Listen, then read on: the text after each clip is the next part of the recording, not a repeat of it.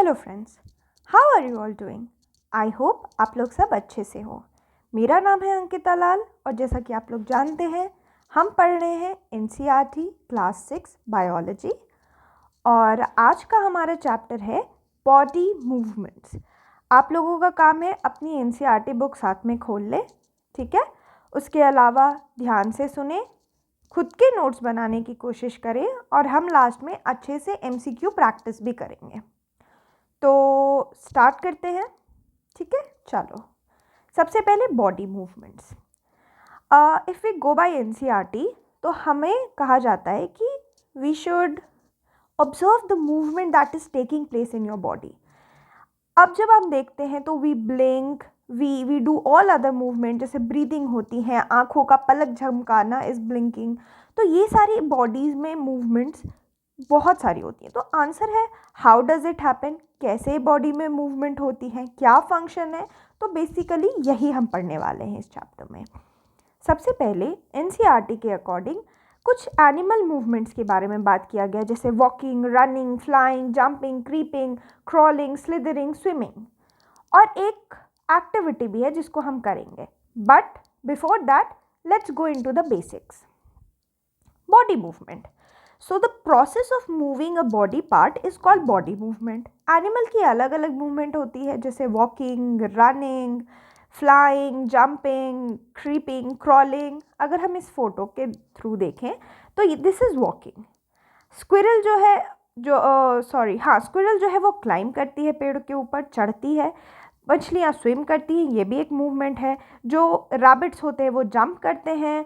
हमारे जो स्नेल होते हैं वो स्लिदर करते हैं, रेंगते हैं, स्लिदर मतलब रेंगना। एंड जो बैट होते हैं वो फ्लाई करते हैं। ये सब बॉडी मूवमेंट है। मूवमेंट जानने से पहले हम पढ़ेंगे एनिमल मूवमेंट। तो एनिमल मूवमेंट जानने से पहले we need to know organ system, क्योंकि ऑर्गन्स हमारी मूव कर रही हैं तो उसमें कुछ ना कुछ सिस्टम इन्वॉल्व होगा। जब ढेर सारे ऑर्गन साथ मिलकर लाइफ के फंक्शन परफॉर्म करते हैं तो उसको हम ऑर्गन सिस्टम बोलते हैं। ह्यूमन बॉडी और उसकी मूवमेंट जानने के लिए वी नीड टू नो कि इस बॉडी मूवमेंट के लिए कौन सी ऑर्गन सिस्टम इन्वॉल्व है। पहला है मस्कुलर सिस्टम, मसल्स बहुत इंपॉर्टेंट है ताकि हम मूव कर पाए। दूसरा स्केलेटल सिस्टम, जिसमें बोन और उसके स्ट्रक्चर को हम देखते हैं। फिर है नर्वस सिस्टम, ब्रेन का कोऑर्डिनेशन, ब्रेन और स्पाइनल कॉर्ड, ये दोनों ही कोऑर्डिनेट करते हैं, तब जाकर हमारा ये मूवमेंट हो पाता है, ब्रेन एंड स्पाइनल कॉर्ड, ठीक है। हमें इस चैप्टर में डिटेल में पढ़ना है स्केलेटल सिस्टम और थोड़ा सा हम ब्रशअप करेंगे मस्कुलर सिस्टम को भी, ठीक है। ओके, तो हमने देख लिया अलग अलग मूवमेंट्स को। पहली सब हेडिंग जो हम पढ़ने वाले हैं, human body and it's movement, उसको पढ़ने के लिए हमें एक एक्टिविटी दी गई है जिसमें हमें बोला गया है कि हमें अपने आर्म्स को बेंड करके देखना है, यानी मोड़ के देखना है। जब आप बेंड करने जाते हो तो आपको रियलाइज़ होता है कि हमारी बॉडी कुछ प्लेसेस पे रोटेट कर पा रही है, तभी हम बेंड कर पा रहे हैं, यानी कि मोड़ पा रहे हैं। तो वो रोटेट करने की जो जगह है वही है जॉइंट्स। तो अब हम पढ़ेंगे joints. See, bone of our body can not be bend. Bone जो ऐसा हड्डी होती है ना, वो बेंड नहीं हो पाती है। उनको बेंड करने के लिए एक जगह की ज़रूरत होती है, उसको कहते हैं जॉइंट्स। जॉइंट्स वो प्लेसेस होती हैं जहाँ दो बोन जाकर मीट करती है, एक बोन, दो बोन, और ये रहा जॉइंट। उसके बाद एक जॉइंट जो है is a part of body where two और bone meet. Why? Because to allow movement, क्योंकि अल्टीमेटली मूवमेंट देखनी है।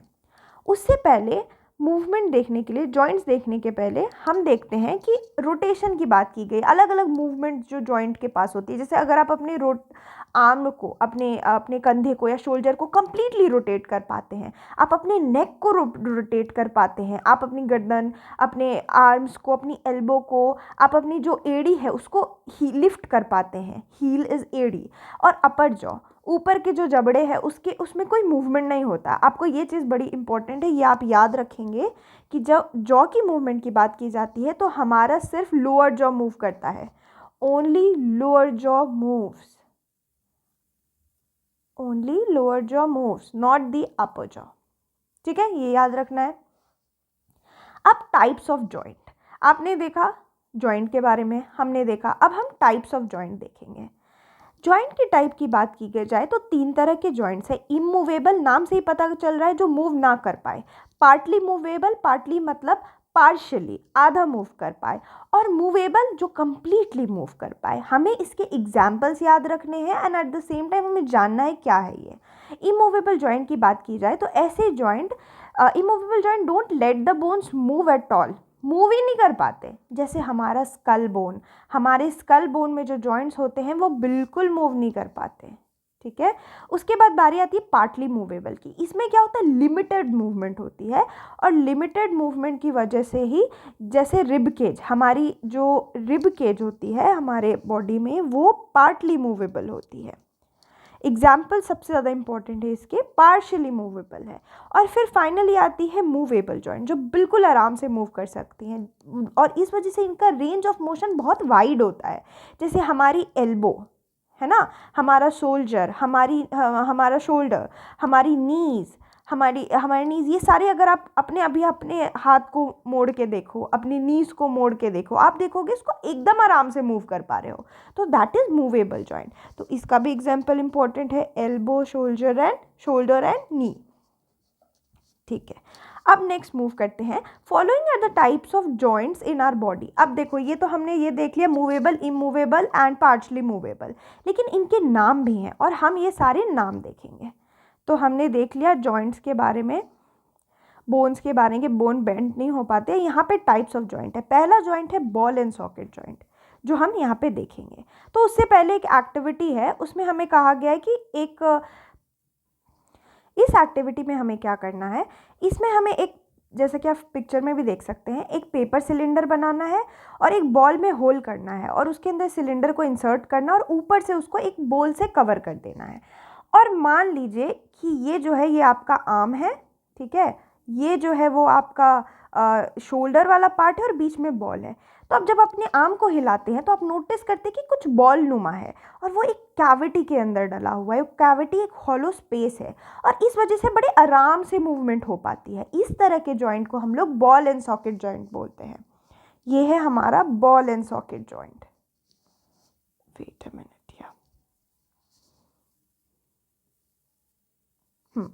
तो ये बॉल एंड सॉकेट जॉइंट है। यही हम फर्स्ट जॉइंट पढ़ने वाले हैं, which is ball and socket joint, this one. तो ये बॉल एंड सॉकेट जॉइंट है। यहाँ पे हमारी ये थाई बोन है, ये हिप बोन है। तो अब बॉल एंड सॉकेट जॉइंट कौन कौन सी जगह पे है, ये आपके दिमाग में क्वेश्चन आएगा। तो ये हमारे, जैसा कि हमने देखा, ये हमारे शोल्डर वाले एरिया में है। ये हमारा शोल्डर हो गया, आपकी रिस्ट हो गई, आपके हिप्स हो गए। ये जो कुछ एरियाज है ये एग्जाम्पल हैं बॉल एंड सॉकेट जॉइंट के। नाम ही है बॉल सॉकेट, क्योंकि बॉल जैसे आपको अभी एक्टिविटी में देखा फील होता है और वो सॉकेट में घुस जाता है, ठीक है। चलिए, हमने पहला जॉइंट देख लिया, which is ball and socket joint, right. Next joint जो है वो है पिवटल जॉइंट, ठीक है। अब हम देखेंगे पिवटल जॉइंट को। चलिए, सो जो पिवटल जॉइंट है, this is the joint where our neck joints the head is a pivotal joint. हमारे नाम से ये पता चल रहा है हमारी गर्दन हमारे सिर को जॉइन कर रही है। It allows us to bend our head forward and backward. आप ये नोटिस करते हैं कि हम अपना हेड फॉरवर्ड और बैकवर्ड टिल्ट कर सकते हैं। इनफैक्ट हम अपना हेड जो है राइट और लेफ्ट भी टर्न कर सकते हैं। तो ये कौन सी जॉइंट की वजह से होता है, ये पिवटल जॉइंट की वजह से होता है, ठीक है। ये देखिए, ये है पिवटल जॉइंट। ये हो गया हमारा पिवटल जॉइंट, ओके। नेक के पास है, फोटो भी हमने देख ली। चलिए, उसके बाद है हिंज जॉइंट। हिंज जो है ना, जो डोर होती है, जो दीवार होता, सॉरी, जो हमारी डोर होती है, दरवाज़ा होता है, यहाँ पे ऐसे करके एक हिंज होता है जो उसको खुलने और बंद करने में मदद करता है। तो वैसे ही हमारी बॉडी में भी हिंज होती है, ठीक है, और ये हेल्प करती है मूवमेंट में। हिंज जॉइंट जो है वो मूवमेंट में मदद करती है, बैक एंड फोर्थ, जैसे डोर की तरह, जैसे मैंने आप लोगों को बताया, ठीक है, ओके। तो ये बैक एंड फोर्थ मूवमेंट में हेल्प। अगर हम एनसीईआरटी की एक एक्टिविटी देखें तो हमें बोला गया है कि आपको एक कार्डबोर्ड लेना है, उसमें आपको एक पेंसिल जैसा कुछ इंसर्ट कर देना है और आपको चेक करना है, और आपको इस रोल्ड सिलेंडर को, ये जो रोल्ड सिलेंडर इसको मूव करना, और यहाँ जो पेंसिल इंसर्ट की हुई है वो आप नोटिस करोगे बैक एंड फोर्थ मूव कर रहा है। तो हिंज जॉइंट से दरवाज़ा याद रखना है, बैक एंड फोर्थ याद रखनी है। अब हम एग्जाम्पल भी देख लेते हैं हिंज जॉइंट की। तो ये नीज के पास जो जॉइंट होती है वो हिंज जॉइंट होती है। आप एनसीईआरटी की फिगर में देख सकते हो, ये रहा हिंज जॉइंट। तो हम यहाँ लिख देते हैं example of hinge joint is what, knee. Knee हमारी हिंज जॉइंट की एग्जाम्पल है। ओके, चलिए हमने पिवटल जॉइंट भी देख लिया है। उसके बाद जो हमें देखनी है वो है फिक्स्ड जॉइंट। फिक्स्ड जॉइंट जो होती है, दीज आर सम जैसे according to NCERT some joints between bones in our head are different from those discussed so far. इनको फिक्स्ड जॉइंट बोलते हैं, ठीक है। यहाँ पे बोन्स मूव नहीं कर सकती हैं, the bones can not move at this joints, इसी वजह से इनको फिक्स्ड जॉइंट कहते हैं। जैसे आप कोशिश करें अपनी अपर जॉ को मूव करने की, हमने अभी ऊपर देखा था अपर जॉ कैन नॉट मूव, ये सिर्फ लोअर जॉ ही है जो मूव कर पाती है। तो जॉज के पास की जॉइंट को हम क्या कह रहे हैं, हम कह रहे हैं इनको फिक्स्ड जॉइंट, ठीक है। Bones can not move at this joint, as you can see, like for example bones in our head, bone in the upper jaw and the rest of the head, ये सारे fixed joint के example हैं। यहाँ पे fixed joint के examples की बात हो रही थी, ठीक है। अब एनसीईआरटी की अगर हम बात माने, ओके, तो हम अगर एनसीईआरटी की बात माने तो हमने ये सारे डिफरेंट टाइप्स ऑफ जॉइंट देख लिए। अभी यहाँ पे चीज़ है कि ह्यूमन स्केलेटन, अब हम स्केलेटन सिस्टम पढ़ेंगे, ठीक है। ये दिख रहा है आपको ये ढांचा दिख रहा होगा, ये स्केलेटन है, ये this is human skeleton, okay. ये ह्यूमन स्केलेटन है। स्केलेटन सिस्टम पहले हम एक बॉक्स देखेंगे एनसीईआरटी की विच सेज कि ह्यूमन स्केलेटन जब हमारे बर्थ हो रही होती है तो उसमें अराउंड 305 बोन्स होती हैं, लेकिन जैसे जैसे एज बढ़ती है तो ये 206 हो जाते हैं, क्योंकि कुछ बोन्स जो हैं वो बड़े होने पे आपस में फ्यूज़ कर जाते हैं, यानी कि आपस में जॉइन कर जाते हैं, 305 एंड 206। तो ये आप अपनी एनसीईआरटी में भी अंडरलाइन कर लेंगे। अब हम लोग क्या देखने वाले हैं, we are going to see skeletal framework. Okay, let's move on to that. तो जितने भी all the bones of the body form a framework, और इस फ्रेमवर्क को स्केलेटन बोलते हैं। ये हमारी बॉडी को जो शेप है ये स्केलेटन की वजह से ही मिलता है और ये बोन से बनता है। Skeleton system is your central framework, ठीक है। तो पार्ट क्या क्या है स्केलेटल सिस्टम के, बोन्स हो गई, टिश्यूज हो गए, कार्टिलेज, टेंडन, लिगामेंट, ये सारे मिलकर बनाते हैं स्केलेटल सिस्टम। इसको अगर प्रिसाइजली बोले तो मस्क्यूलोस्केलेटल सिस्टम, क्योंकि मसल का भी बहुत इंपॉर्टेंट रोल होता है यहाँ पे, इसीलिए इसको मस्क्यूलर स्केलेटल सिस्टम बोलते हैं, ठीक है। अब हम लोग अच्छे से डिटेल में देखेंगे स्केलेटल सिस्टम को। तो स्केलेटल सिस्टम को अगर हम ब्रॉडली डिवाइड करें तो दो पार्ट में, एक है एक्सियल स्केलेटन और एक है एपेंडिकुलर स्केलेटन। अब देखिए मैं स्टार्ट करती हूँ एक्सियल स्केलेटन से। देखो, axial skeleton as the name says, नाम से जैसे पता चल रहा है कि ये एक्सिस ऑफ द बॉडी बनाता है, ठीक है। This is forms the main axis of the body, main axis, okay. अब मेन एक्सिस में क्या आएगा आप ये पूछेंगे, तो मेन एक्सिस में आता है हमारा स्कल, वर्टिब्रल कॉलम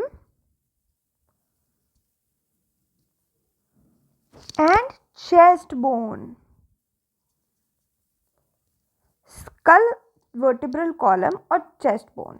अगर इस फिगर में देखें तो ये हो गया स्कल, ये हो गया आपका चेस्ट वाला एरिया, और ये अंदर जो है ये दिस इज वर्टिब्रल कॉलम, ये हमारा हो गया एक्सियल स्केलेटन, क्योंकि ये मेन एक्सिस का पार्ट है।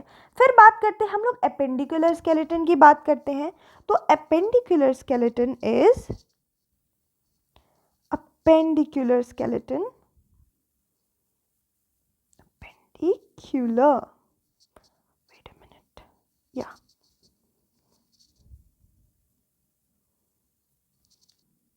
यहाँ पे होती हैं अपेंडेजेस। अपेंडेजेस किसको बोलते हैं, हाथ पैरों को अपेंडेजेस बोलते हैं।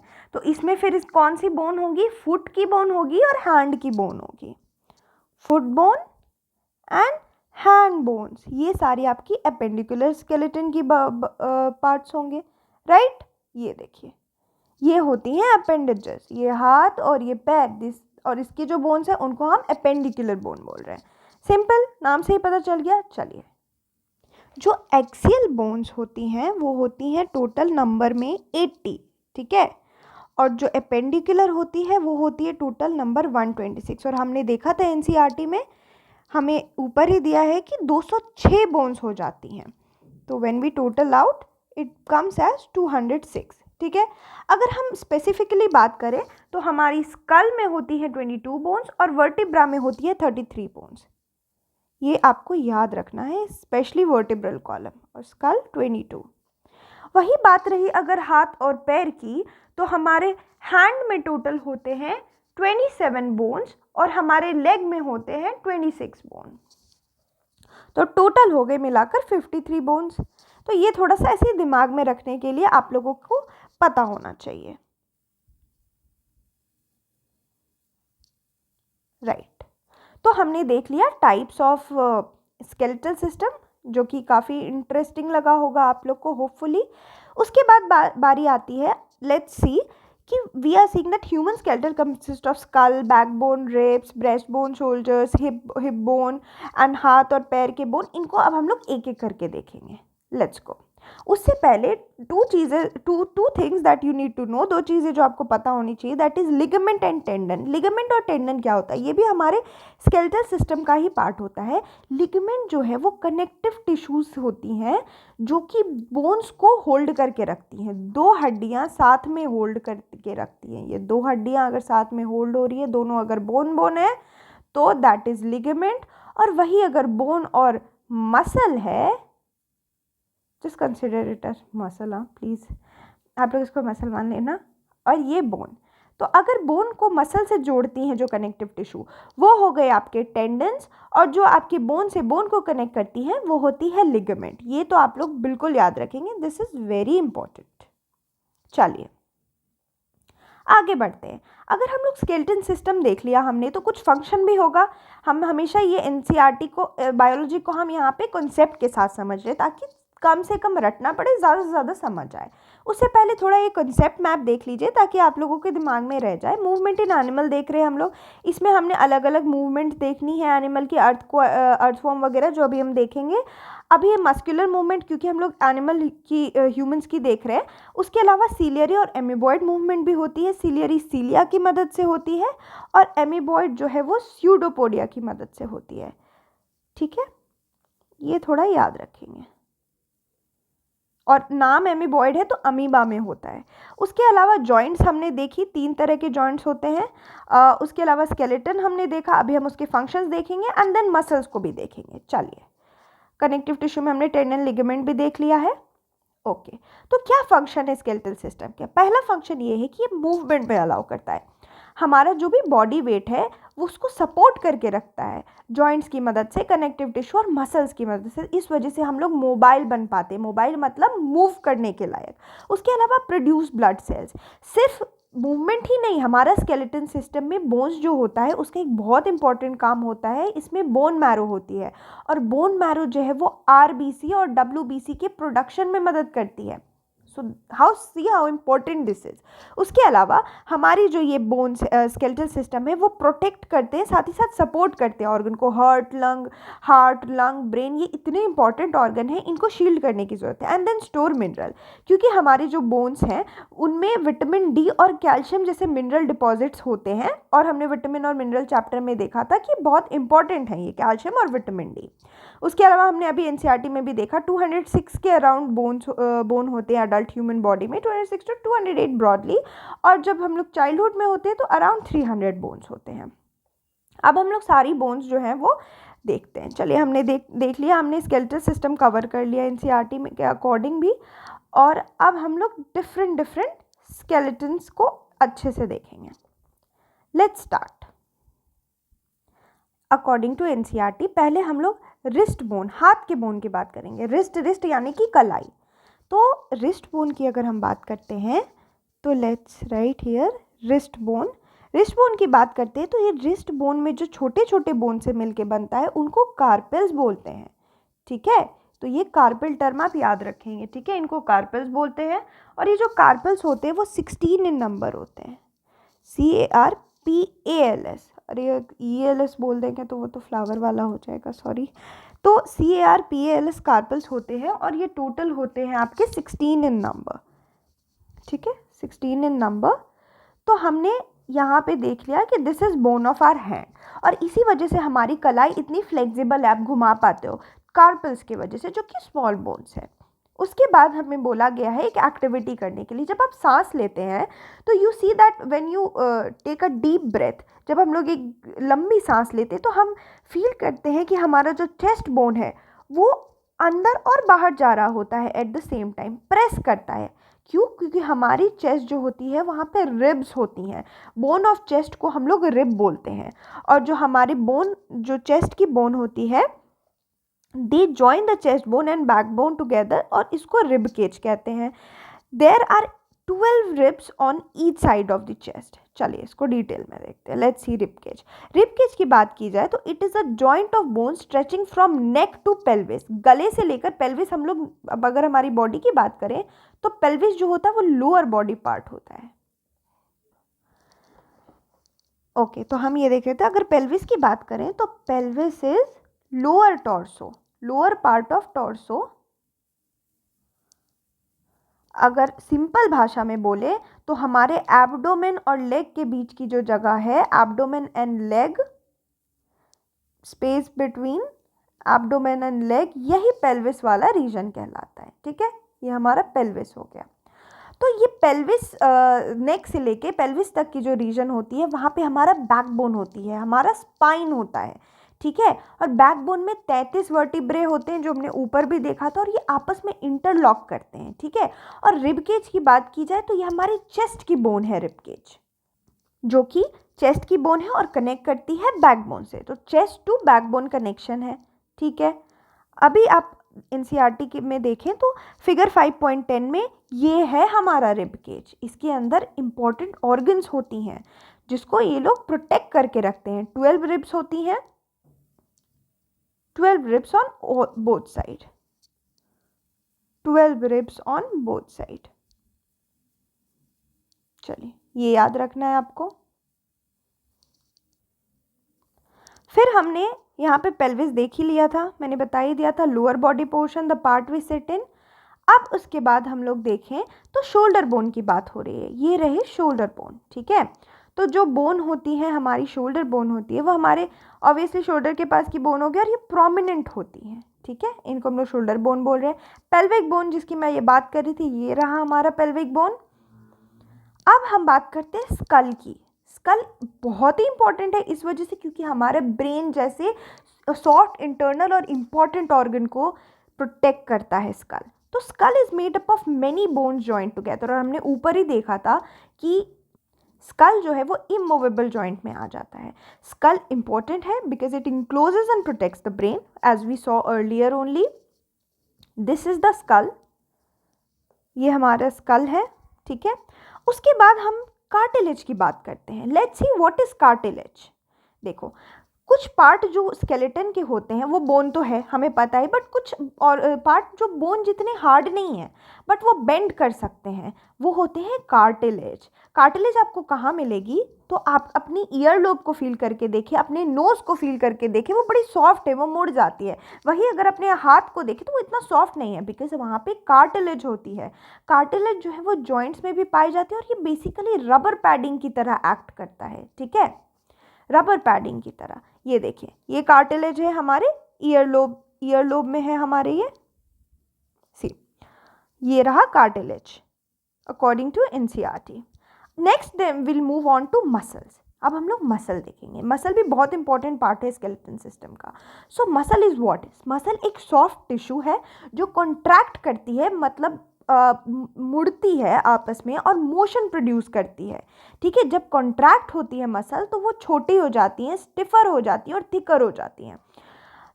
इस मसल कॉन्ट्रैक्शन की बात करें तो जब मसल कॉन्ट्रैक्ट होता है तो दो प्रोटीन्स होती हैं। ठीक है, जो ये आप याद रखने की कोशिश करेंगे, दो प्रोटीन होती हैं, एक को कहते हैं एक्टिन और दूसरा होता है मायोसिन।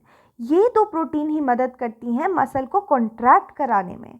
और कॉन्ट्रैक्ट का मतलब है एक मसल जो है वो सिर्फ पुल कर सकता है। मसल दो पैर में काम करता है, एक को कहते हैं फ्लेक्सर और दूसरे को कहते हैं एक्सटेंसर। ये फ्लेक्सर और एक्सटेंसर अगर एग्जाम में आ जाए तो आप इसको याद रखेंगे, फ्लेक्सर और एक्सटेंसर।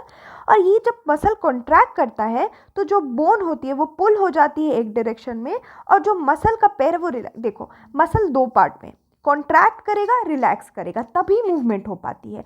कॉन्ट्रैक्ट मान लो आप छोटा हो गया, कॉन्ट्रैक्शन के टाइम में मसल एक दूसरे के ऊपर स्लाइड करेंगी, और मसल सिर्फ पुल कर सकते हैं, पुश नहीं कर सकते हैं। तो ये भी बहुत इंपॉर्टेंट, जिससे कभी कभी डायरेक्ट क्वेश्चन आ जाते हैं कि a muscle can only pull but it can not push, ठीक है। और दो मसल जो हैं उनको हमेशा ना पैर में काम करना पड़ेगा तब जाके बोन मूव करेगी, ठीक है। मसल्स पैर में काम करती है। ये आपको कॉन्ट्रेक्टाइल प्रोटीन याद रखनी है, एक्टिन, मायोसिन, और इसका पूरा एक कॉन्ट्रैक्शन सिस्टम होता है जो हायर क्लासेस में देखते हैं। और इसमें एटीपी का यूज़ होता है। एटीपी एक एनर्जी करेंसी है हमारी बॉडी में। ये एनर्जी की करेंसी मान लें आप, ये एनर्जी करेंसी है, जैसे करेंसी काम करते हैं ना बैंक में, वैसे एटीपी एनर्जी करेंसी। और इसकी मदद से, इन तीनों की मदद से, एक्टिन, मायोसिन और एटीपी, इन तीनों की मदद से मसल कॉन्ट्रैक्ट करता है और ये सिर्फ पुल कर सकता है। चले ये देख लिया हमने। और ये भी याद रखना कि दो मसल को पैर में काम करना पड़ेगा तभी जाके बोन मूव होगी। ये मैं इसलिए डिटेल में बता रही हूँ बिकॉज दिस इज इम्पोर्टेंट। अब हम लोग अब हमने मसल्स देख लिया, कॉन्ट्रैक्शन देख लिया। यहाँ पे आप फोटो देख सकते हैं, two muscle must work together, इसी की बात हो रही है। दो मसल साथ में, ये देखो ये देखो ये देखो, ये साथ में काम करेंगे तब जाके बोन मूव कर पाएगी। ओके, हमने मसल भी देख लिया। अब हम देखेंगे गेट ऑफ एनिमल्स। अब ये गेट ऑफ एनिमल्स क्या चीज़ है, आप पूछोगे भाई ये क्या भला है मैम। ये कोई भला नहीं है। गेट ऑफ मसल एक बुक है जिसको एक ग्रीक फिलोसोफर एरिस्टोटल ने लिखा था। एरिस्टोटल की अगर मैं बात, एरिस्टोटल के बारे में मैं बता दूं तो एरिस्टोटल को फादर ऑफ जूलॉजी भी बोलते हैं, क्योंकि इनका बहुत बड़ा कंट्रीब्यूशन था एनिमल के क्लासिफिकेशन में और भी बहुत सारी चीज़ों में। And we all know what is zoology. Zoology is study of animals. Wait minute, sorry. Okay, चलिए हमने अब ये गेट ऑफ एनिमल उनके बुक का नाम था, इसीलिए अब हम इसमें, और इस बुक में क्या चीज़ दी गई थी, according to NCERT, gait of animals, या गेट ऑफ एनिमल्स में एरिस्टोटल ने बेसिकली जानने की कोशिश की है कि why do different animals have body part, and he has asked this questions. वो ये सवाल पूछ रहे हैं कि एनिमल के पास बॉडी पार्ट क्यों है, ये मूव क्यों करता है। तो ये बहुत रिलेवेंट है, इसी वजह से इसको यूज़ किया गया है एनिमल की मूवमेंट देखने के लिए, अपार्ट फ्रॉम ह्यूमन्स। अब हम लोग ह्यूमन से आगे बढ़ रहे, दूसरे दूसरे एनिमल्स को देख रहे हैं। तो चलो जी, पहला एनिमल है अर्थवर्म। अर्थवर्म की बात करें तो अर्थवर्म को हम लोग क्या बोलते हैं, अर्थवर्म केचुआ भी बोलते होंगे आप लोग। चलिए, तो एनसीईआरटी खोली जाए, साथ साथ आप लोग मेरे साथ एनसीईआरटी पढ़ने, इसलिए अपनी एनसीईआरटी हमेशा खोल के रखें। मैं आपको बताऊंगी कि आपको क्या क्या अंडरलाइन करना है, क्या काम का है, तभी तो ये एनसीईआरटी कोर्स होगा। और इससे ये भी पता चलेगा आपको कि एनसीईआरटी किस तरह से लाइन से उठाते हैं ये लोग क्वेश्चन एनसीईआरटी की, और एज इट इज़ आ जाता है पेपर में। ओके, चलिए, तो हम ये देख रहे हैं, आप ये देख पा रहे हैं, दिस इज अर्थवर्म। अर्थवर्म की बात की जाए तो अर्थवर्म की बॉडी जो है वो बहुत सारे रिंग्स से बनी हुई है। ये दिख रहा है आपको, ये रिंग्स होती हैं। ये रिंग्स जो है, अर्थवर्म के पास कोई बोन नहीं होता है, कोई हड्डी नहीं होती है, पहली चीज़ तो ये जान लीजिए। और मूवमेंट के दौरान अर्थवर्म जो है वो क्या करता है, अर्थवर्म अपनी मूवमेंट के दौरान उसकी बॉडी पे कॉन्ट्रैक्शन होती है, ठीक है, मसल कॉन्ट्रैक्शन करता है, रिपीटेड मसल एक्सपेंशन और कॉन्ट्रैक्शन करता है। और इस मसल और एक्सपेंशन कॉन्ट्रैक्शन के दौरान इसकी स्लाइमी सब्सटेंस निकलती है जिससे मूवमेंट होता है। तो अर्थवर्म में हमने देख लिया बोन्स नहीं होती। अर्थवर्म में हमने देख लिया एक्सटेंशन कॉन्ट्रैक्शन कर रहा होता है बॉडी की, और इसके अंदर से एक स्लाइमी सब्सटेंस निकलता है जो हेल्प करता है। अच्छा, अर्थवर्म को ना फार्मर्स बेस्ट फ्रेंड भी कहते हैं। क्यों? इसलिए कहते हैं because they eat their way through the soil and make the soil more useful. इस लाइन का सिंपल सा मतलब है, ये जिस तरह से मूव करते हैं ना, ये मिट्टी खाते खाते मूव करते हैं, और साथ साथ मिट्टी खा के खाते मूव करते हैं, अपना एक्सक्रीटा बाहर निकालते हैं। और अब जैसा कि जानते हैं, एक्सक्रीटा एक बहुत शानदार मेन्योर होता है, मेन्योर यानी कि खाद, और बढ़िया खाद होगा तो बढ़िया फसल उगेगी, इसलिए फार्मर का बेस्ट फ्रेंड भी कहते हैं। और ये भी एग्जाम में आ जाता है, which animal is known as farmer's best friend. उसके अलावा हमने देखा बॉडी जो होती है उस पर सर्कुलर रिंग्स होते हैं अर्थवर्म के, सर्कुलर रिंग्स, ठीक है। और बॉडी पे ब्रिसल्स भी होती हैं, कांटानुमा बॉडी दिखेगा आपको इनका अगर आप क्लोजली ऑब्जर्व करेंगे तो। अर्थवर्म की बात की जाए तो अब जब हम एनिमल किंगडम पढ़ेंगे तो और डिटेल में पढ़ेंगे क्योंकि एनिमल किंगडम इंपॉर्टेंट हो जाता है, बट स्टिल मैं बता देती हूँ आपको। अर्थवर्म जो है वो एनालिडा फाइलम से बिलोंग करता है, एनालिडा फाइलम। और एनालिड्स जो होते हैं ना वो ऐसे एनिमल होते हैं, ये वर्ड एनालिडा का मतलब ये एनुलस वर्ड से आया है, ठीक है, और एनुलस का मतलब होता है रिंग्स, और इसी वजह से इनकी बॉडी को कहा जाता है सर्कुलर रिंग्स होती हैं इस पर। तो ये आपको एक चीज़ याद रखने में मदद करेगी, इसलिए मैंने आप लोगों को बता दिया। नेक्स्ट अब हम बढ़ते हैं, हमने अर्थवर्म देख लिया, अब हम स्नेल की बात करेंगे। स्नेल ये आप फोटो में देख सकते हो, ये हमारा स्नेल, गार्डन में भी दिख जाएगा, कहीं भी दिख जाएगा। स्नेल की मूवमेंट की बात की जाए तो स्नेल जो है वो, पहले मैं आपको इसका फाइलम बता दूं, ये मॉलस्का फाइलम से बिलोंग करता है, ठीक है, उसी फाइलम में जिसमें ऑक्टोपस भी है। मॉलस्का फाइलम ये एनिमल किंगडम का है, हम पढ़ेंगे उसको, चिंता नहीं करना है। स्नेल की बात की जाए तो स्नेल जो है वो मूव करता है with the help of muscular foot, ये आप याद रखेंगे, नाम फुट है और इसी से मूव करता है और मस्कुलर है, ठीक है।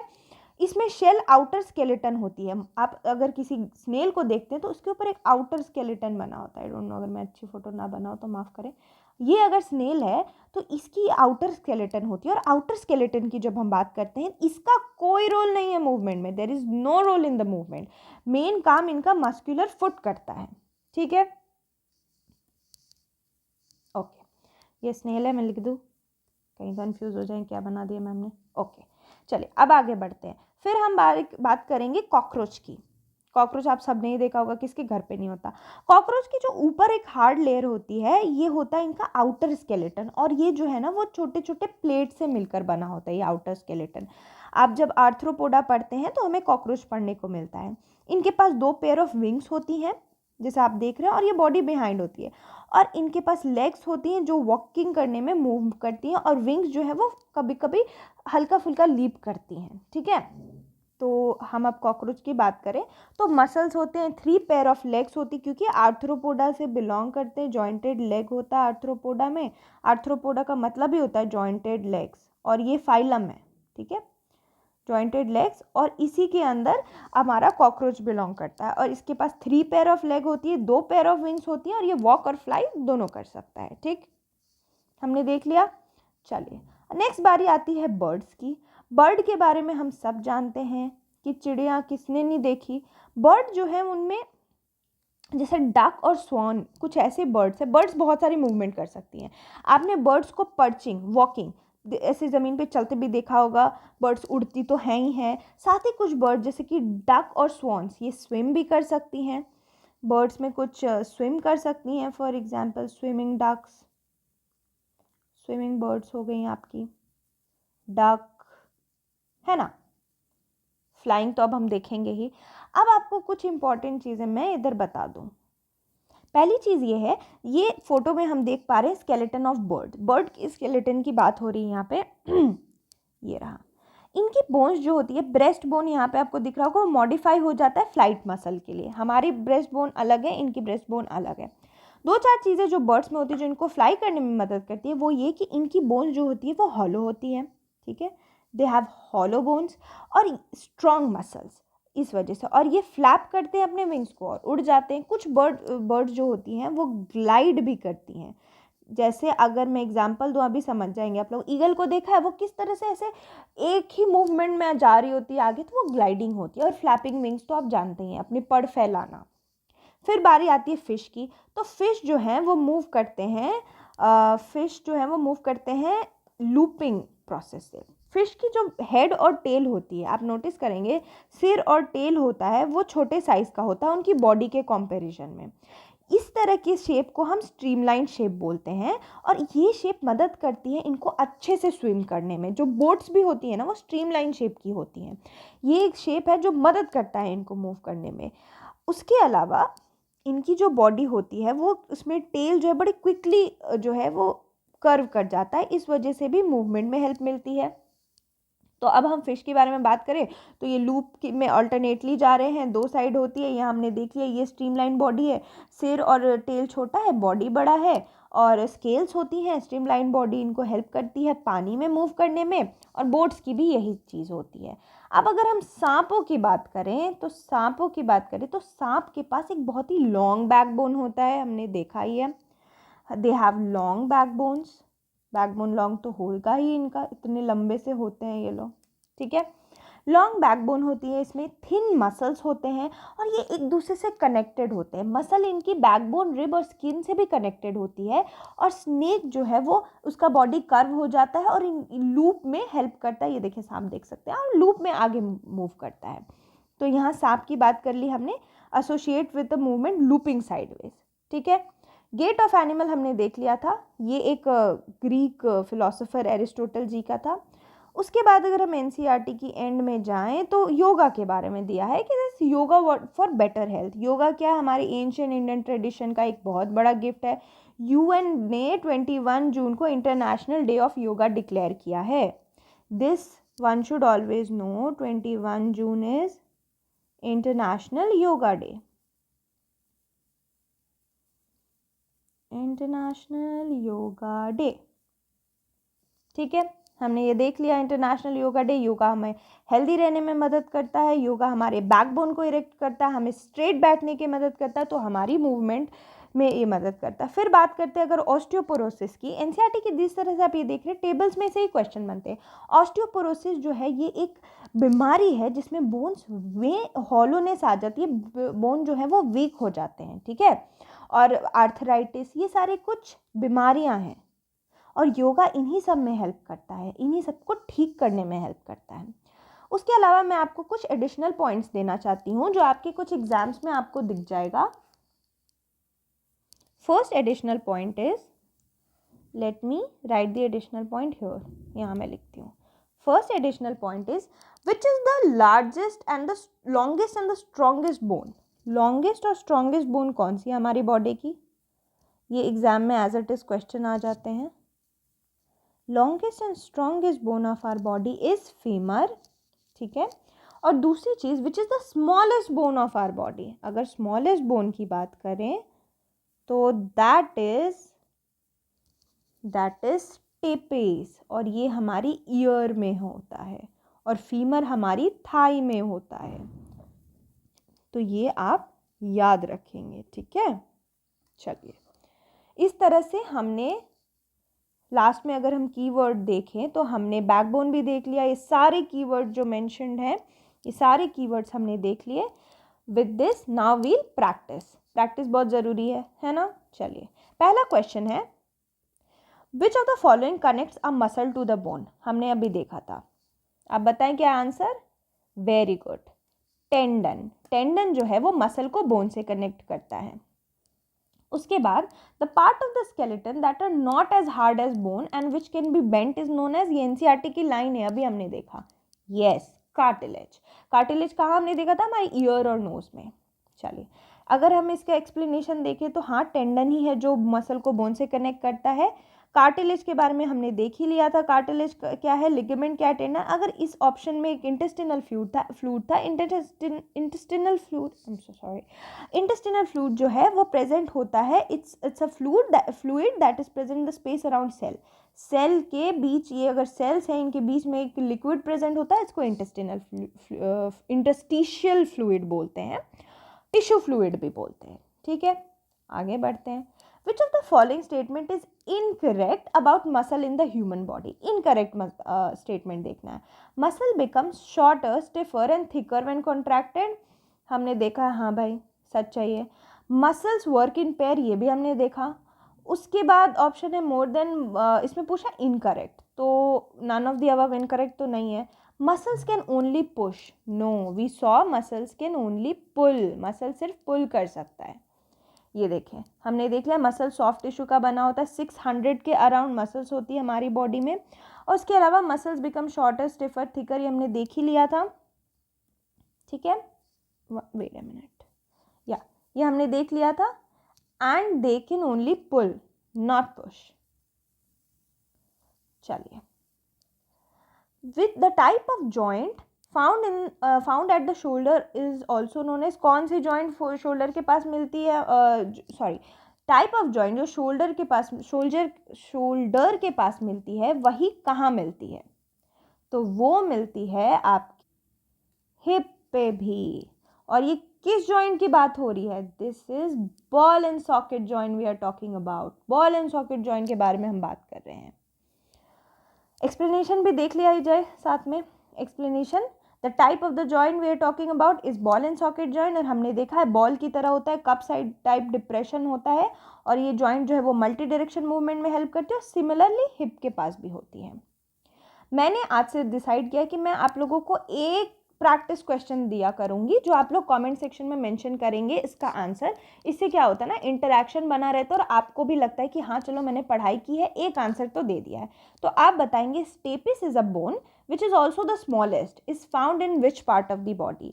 शोल्डर, थाई, ईयर या पाम? आप लोग ये आंसर मेंशन करेंगे, ए बी सी या डी। चलिए, तो with this we have completed our chapter. Revision आप लोगों का सबसे इम्पॉर्टेंट पार्ट होना चाहिए। आप रिवाइज करेंगे, आगे भी हम लोग पढ़ेंगे और नेक्स्ट क्लासेस में ज़्यादा डिटेल में पढ़ेंगे। एंड मैंने आप लोगों को सब अभी समझा दिया है। पढ़ते रहें, आगे बढ़ते रहें। With this I conclude.